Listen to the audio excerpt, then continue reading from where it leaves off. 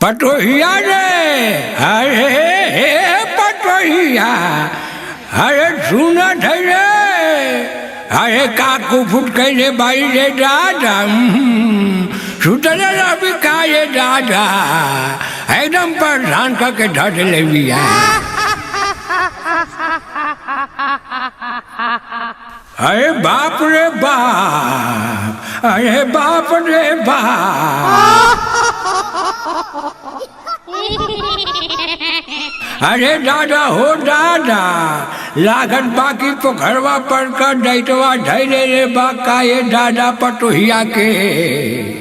हम का करिए दादा, एकदम जिंदगी से परेशान बानी हो।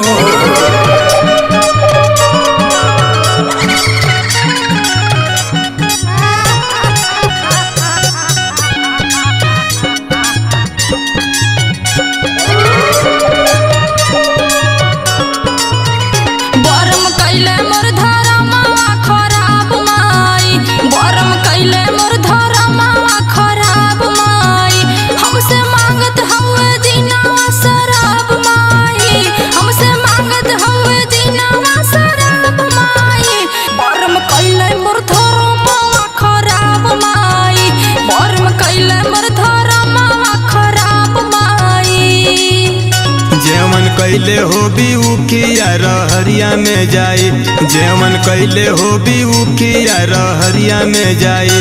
मारा कहावा कजरावा पगैलो भाई, मारा कहावा कजरावा पगैलो भाई।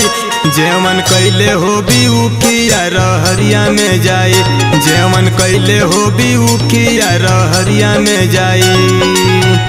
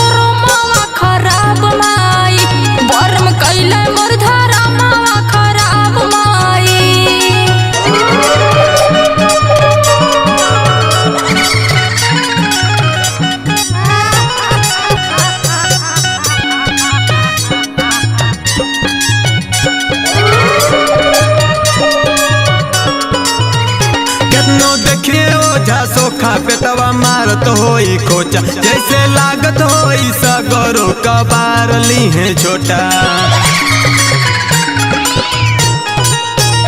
कितनो देखिए ओझा सोखा पेटवा मारत होई खोचा, जैसे लागत होई सगरो कबार ली है छोटा। तोसे तेलिया मसनवा करल चाहे सगाई, तोसे तेलिया मसनवा करल चाहे सगाई। जेवन कैले हो भी उकिया रहरिया में जाई, जेवन कैले हो भी उकिया रहरिया में जाई।